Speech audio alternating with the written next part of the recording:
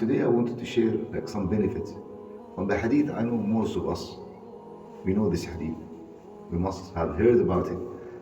There's many benefits we can remind ourselves about. And this hadith, personally, I like always repeat it.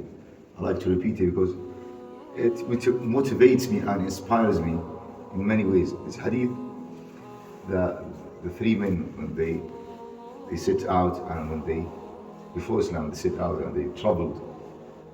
And then when it started raining, they went to a mountain, in a cave, and then a big, huge rock rolled down and blocked the cave. And this, when they were stuck and trapped in that cave, and they said, nothing will save us but Allah Jalla wa'ala. Call upon Allah subhanahu wa ta'ala with the most righteous deed that you've done in your life. And subhanAllah, in that moment, if you were one of them, what would you call Allah subhanahu wa ta'ala? What was your most righteous deed that you are very certain this deed will save you? That's very, very important point that we need to reflect. If you were one of them, what is your most righteous deed? Second, the first one, what did he say? He said, oh Allah, I had my parents and I dislike to provide my family and my workers with milk before my parents. I would always start giving them milk before my family and my workers. I would make sure they are given milk before them. And until one day, as you know, by chance I was delayed here. And I came, I found them, they are sleeping. And I disliked to wake them up. I didn't want to disturb them. I didn't want to bother them. Look how polite he was. How polite he was, and the way how he would respect his parents. Yesterday, the Imam recited from Surah Al-Isra, وَقَضَى رَبُّكَ أَلَّا تَعْبُدُوا إِلَّا إِيَّاهُ وَبِالْوَالِدَيْنِ إِحْسَانًا. I keep saying it. Subhanallah, a brother came to me, maybe I mentioned it before, one of the brothers said to me, he embraced Islam, but his parents, they were, I think, Buddhist or something like that. And he's, mashallah, is very enthusiastic and very passionate with Islam. He's very young, and he would argue with them all the time. And he would sometimes, maybe indirectly, maybe directly, he would insult their gods, where they worship. And until one point, he was talking and his father complained to me. I said, listen, Asim, you can't do that. You can't do that. Why? Allah subhanahu wa ta'ala said, وَإِن جَاهَدَاكَ أَلَا أَن تُشْرِكَ بِي مَا لَيْسَ لَكَ بِهِ عِلْمٌ فَلَا تُطِعْهُمَا وَصَاحِبْهُمَا فِي الدُّنْيَا مَعْرُوفًا. If they are forcing you physically to worship other than Allah, to associate partners with Allah, don't obey them. Don't obey them. But you still have to be kind to them. You still have to be nice to them. وَصَاحِبْهُمَا فِي الدُّنْيَا مَعْرُوفًا. Be nice and kind to them. Imagine in that situation when you are forced physically to worship other than Allah, but you still have to be nice. What about in the normal situation where they are not forcing you? So that means you must be even more nice, be nice to them. So the point, that man was very, very dutiful to his parents. He was extremely dutiful to his parents and obedient to his parents. To the point, when he came late, his children, they are crying, they are hungry. And he had the milk, his parents, they are sleeping. He disliked to wake them up. So he stayed the whole night, holding the milk, waiting for them to give them the milk before his kids. He stayed the whole night until they woke up, and then he gave them the milk. He said, Ya Allah, if I did it for your sake, relieve us from this critical situation. Then the rock moved and shifted a little bit. And this is what it was a big lesson. when you are in a critical situation, when you are in a terrible situation, one of the means that will save you, what bi'idhnillah will bi'idhnillah rescue, is your obedience to your parents. Like if someone who's having a hard time in his study, financial situation, relationship with his family, whatever, but you have a great relationship with your parents, say, Ya Allah, by my obedience to my parents, Ya Allah, relieve me from my difficulties. Do you have that kind of confidence to call upon Allah with your obedience to your parents? Do you have that kind of confidence? You need to ask yourself, can you be like that man?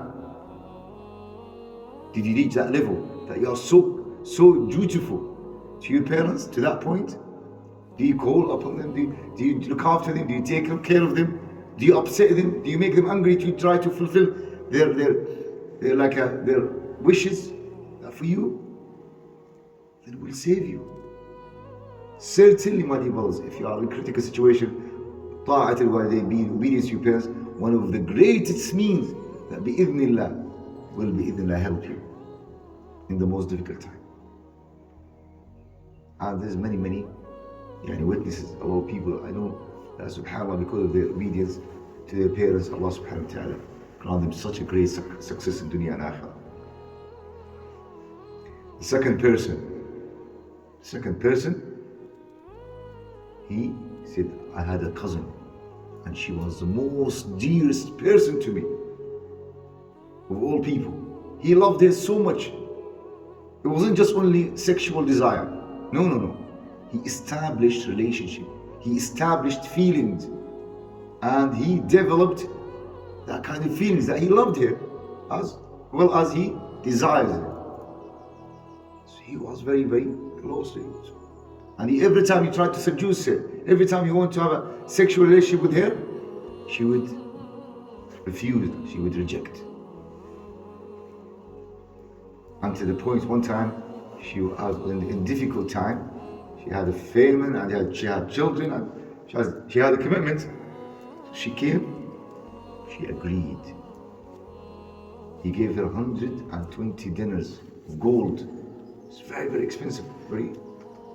Gold, that's quite expensive. It's a fortune. He said, I'll give you this money in one condition, that we have intimacy. Then subhanAllah, when he was about to fulfill his desire in that very difficult situation, when you are completely driven by desire and lust, and he was about to be engaged with her physically in a haram relationship, they are alone in the room, nobody sees. قالت لو اتق الله ولا تفض الخاتم إلا بحقه. Fear Allah and don't get engaged in this relationship except by halal relationship. When he heard اتق الله, he just got up and he left her out of fear. And he said, Ya Allah, if I did that, I left her, I left even the money. I didn't even ask for the money.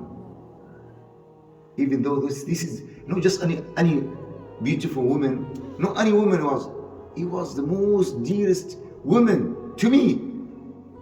I loved her, but I left her. Ya Allah, if I did it for your sake, relieve us from this critical situation. The rock moved, shifted a little bit, but it still couldn't get out. And one of the lessons from this hadith, your chastity. One of the greatest means to protect you, rescue in the most difficult situation.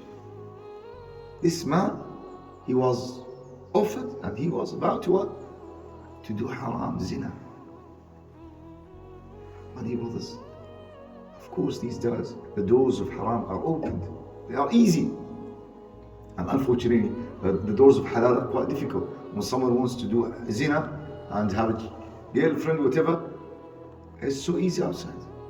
When it comes to marriage and wants to get married, or when he goes to the family, unfortunately, they put a lot of conditions. You have to, the mahar is this, and you have to be working and earning such a big amount, and so much huge list of demands from the bride and the bride's family. will cause so much burden to the brothers if they want to get married. Unfortunately, this is the families nowadays. They make it too difficult for the youth to get married. No, I know, but everyone, when it comes to the marriage, will say, Wallahi, yeah, we need to make it easy. But when it comes to his own daughter and his own sister, you say, how much do you earn? Where do you work? What is your plan? There's a huge, big list. He will ask, and he will then ask, do you pray Fajr? Do you read Quran? Do you know the adhkar? Do you know halal and haram? Unfortunately, in our families, their main focus about the worldly matters. And then afterwards, when the disaster happened, when the divorce happened, they come to the Imam complaining. I said, your choice from the beginning was wrong. You did not focus on the deen. The Prophet said, إذا جاءكم من ترضون دينه وخلقه فزوجوه. Whoever comes to you with what? Deen first. And he's compatible with your own girls, then let him marry. Oh, subhanAllah, unfortunately, make it difficult. And so, my dear brothers, the message for everyone of us, is fear Allah and be conscious when it comes to your relationships with the opposite gender. With the opposite gender. It can cause you to what? To fall into major sin, into zina. And you will be in that if you are conscious of Allah and fearful of Allah when it comes to your relationship and you're dealing with the opposite gender, then bi'idhnillah will save you. If you are very conscious of that. The third one is a person when he employed a man, a worker, he had the laborers, they worked for him. So at the end of the day, he gave them their wages, what they agreed, except one. He left without taking his wages. He said, I invested his wage. I did, just wait. He invested that day. Until he became what? Cows and sheep and whatever. One day he came, he said, do you remember me? He said, yeah. He said, I'm the man who worked for you. But I left without taking my wages. I need it. He said, look at the sheep, the valley there, and there's a herd of sheep and what? Cows. This is yours. He said, don't mock me, man. He said, I'm not mocking you. This is yours. I invested that. So he went, he took all of them, and he left nothing. And he didn't say, thank you. He left and he didn't believe it. He took all of it. And he said, Ya Allah, if I did it for your sake, Ya Allah, relieve us from this critical situation. And subhanAllah, that rock shifted completely and they could go out. Alhamdulillah. The last one, your financial dealings, your financial transaction. The money, when you deal with money, a lot of people, easy for them to pray 5 times, easy to go Hajj, easy to go Umrah, easy to fast. But the moment you deal with them with money, they tend to be different people. Where is your salah? Where is you? It's just cheating, lying, scam, the system, find any way to be dodgy. Anyways, what's going on, man?